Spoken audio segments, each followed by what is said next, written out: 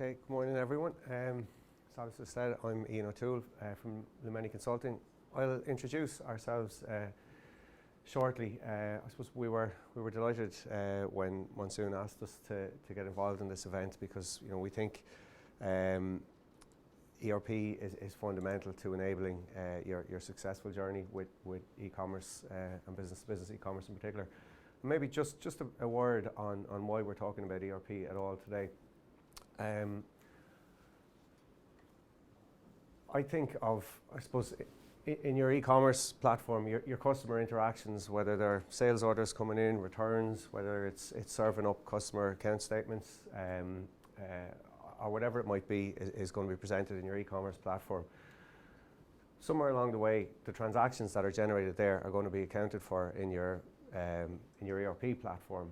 So I think the level of support and supporting data that's required to enable those customer transactions and to capture the right accounting data back down into the financial system can vary. And it's something that needs to be considered carefully how you're going to address that. So things like pricing for the orders, inventory if you need real-time visibility of it. Is it triggering a fulfillment cycle? Do you need clear visibility of your fulfillment timelines and so on? Is it more than just a straight SLA that you need to serve up? Are there supply chain impacts? How is that going to be triggered? And it mightn't be a product business, it could be a service business, there might be service contracts and so on to be referenced. So fundamentally, the data driving those transactions might reside in your ERP. Traditionally it would have. Some of it might reside in your e-commerce platform. It might need to reside in both. It might sit in an integration hub somewhere in between. So there's a fair amount of thinking that needs to happen in terms of the overall architecture. So fundamentally, I think each enables the business processes that are going to happen in the other application. And I want to talk today really about some of the things you need to think about in putting together a strategy on where those borders lie, what resides where, and how they need to interact. So before I do that, I'll tell you a little bit about ourselves and what we do and why I'm talking to you about ERP in this context today. I'll then go on to talk about in a bit more detail what those interactions between a best-of-breed or specialist ERP commerce platform like Magento and an integrated ERP platform, what it means to your data architecture, and what I mean by data architecture. Some particular considerations for cloud ERP solutions, which are more and more prevalent, and some of you may have, and then just some questions to think about when starting out. Okay. So who we are, we're an independent consulting firm. We're headquartered in Galway. We're in business about 20 years. So we focus on transformation projects enabled by ERP. So ERP is at the core of all the projects we do. But it tends to touch on lots of the systems that are going to need to talk to ERP, like e-commerce, like CRM or customer experience, like warehouse management, point of sale. It depends on what the sector is. We're product agnostic or independent. So what that means is we're not selling any products. We've no vested interest in what solutions our clients work with. What we do is we help organizations through a life cycle of looking at ERP, getting ready for it. So that might start out at clarifying scope, building a strategy, a business case, quantifying benefits, understanding where the change is going to be, through a structured selection and procurement process, and finally into implementation. So helping organizations augment their own internal teams in terms of project management, change management, managing training, and so on. We work across lots of sectors. I'll show you a couple of our clients in a moment. With mid-sized companies, so for us that means revenue isn't always the best indicator of size of organization, but maybe from a billion revenue down to 50 million or so in general. So it means large enough projects in organizations that are small enough to need some help is the way I think about it.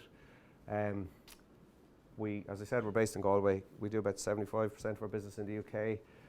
We work in the Netherlands as well, and we've delivered projects globally. So that's us. a range of our customers there across lots of different sectors. Some of them you'll recognise, that go from manufacturing to distribution, retail, professional services, financial services, so lots of different sectors really, which means we've exposure to lots of different ERP systems, business processes. Lots of them are business to business, some of them are business to consumer. Lots of those projects would have included e-commerce elements. So just a little to try and situate ERP and e-commerce. So historically ERP might have related to many of those business processes. If each bubble represents a business process, and hopefully they're readable at the back. In recent years, analysts have started to talk about integrating multiple best-of-breed products using service-oriented architecture into what they started to call postmodern ERP. That's a Gartner coined that one. And you know, the technology is certainly there to enable that kind of approach. We find in mid-sized organisations, they want to have as much in a single suite as they can still. You know, minimize. They see it as minimising complexity around integrations, single partner to work with. But there are cases where there's a really strong argument for a best of breed, where you need deeper functionality, where you need specialist capability, and so on. And I think e-commerce is really one of the areas where that argument tends to be strongest. There are ERP platforms that have basic e-commerce capability, or bolt-ons, but you know, many times you're looking at a specialist solution. And from lots of what we heard about from the previous talkers today, I think would back that up. You know, the immediacy of the customer experience demands that functional capability. If you get it wrong, it'll be found out very quickly, and you know, you need that depth of capability. But what that does mean, and a number of the other speakers refer to it, you know, the back office or the back end systems and processes need to support that. Needs to be well designed and integrated. What's triggered from the front end in the e-commerce needs to be backed up by good processes, good data, good integrations, well thought out architecture. And if that's poorly implemented, poorly tested, you know, it's quickly exposed, because you're dealing with connected customers. It's very fast paced. When customers were at a little more arm's length, I think you know, perhaps it was a little more forgiving. Things move faster today. So all of that is coming down to the argument I'm trying to make, which is a really clear strategy on how those touch points, both in terms of processes and technical integrations, are going to work between your e-commerce platform and your back-end ERP solutions.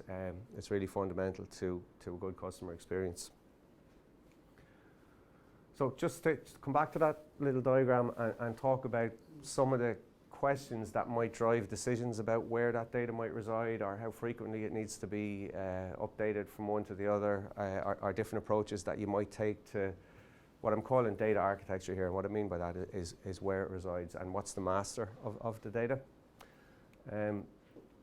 So first one is, are there standard business flows to transact the data, or is it something that's so particular you're going to need to customize? So you know, there are lots of things that work quite well out of the box in ERP. If you can master that and just present the data across to your e-commerce platform, that's going to work well. There may be cases where you have a particular service offering that isn't standard. You're going to need to build something for it.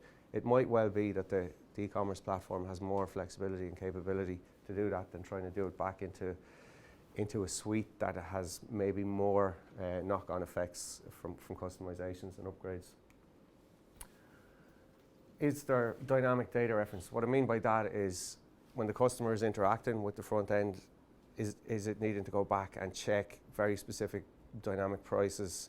You know, Paul talked about updating prices in near real time earlier from the ERP system. So figuring out exactly how that's going to work, and can the ERP system support it, is one thing. Are you needing to check inventory in real time? Are there specific serial number ranges that might apply to a particular customer?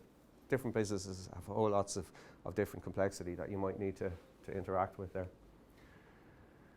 Are there dependent ERP processes? So, you know, if it's triggering a fulfillment process or a supply chain process or a purchasing process that's going to happen in your ERP system, how quickly does that need to happen? You know, is it something you can send periodically at the end of the day or through the day from your platform back to the ERP, or does it need to know about it in real time, because otherwise the inventory will get used elsewhere or whatever it might be? Transaction metrics, so things like volumes, frequency and timing. So how much data do you need to send over and back? How often does it happen? Is it a high volume of small transactions? Is it bursty batches of lots of data?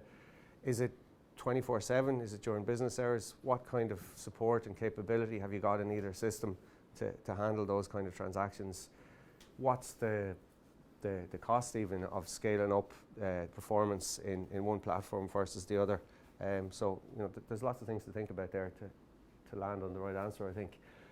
The number of channels that you've got, is it a single e-commerce platform that we're talking about, talking to a single ERP solution, or have you got multiple channels potentially with different e-commerce platforms?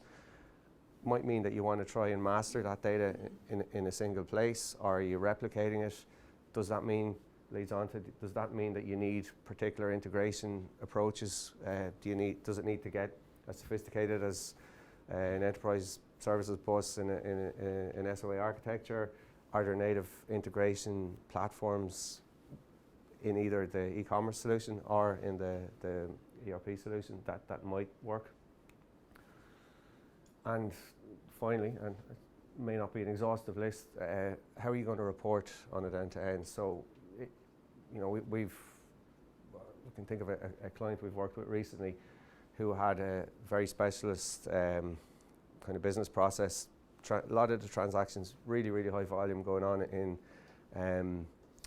their e-commerce platform. They didn't need to see all of that in the ERP because it wasn't driving dependent ERP process other than the accounting. They could bring it in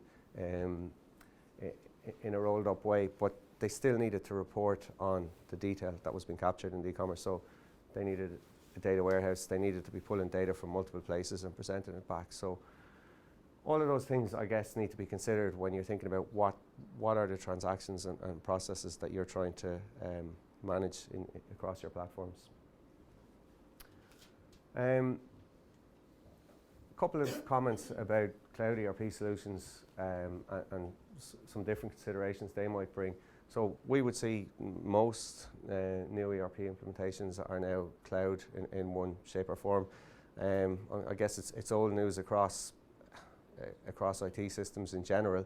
ERP was maybe a bit slower to move to the cloud than some areas, but we're definitely seeing most are now. But having said that, there are many versions of what cloud means.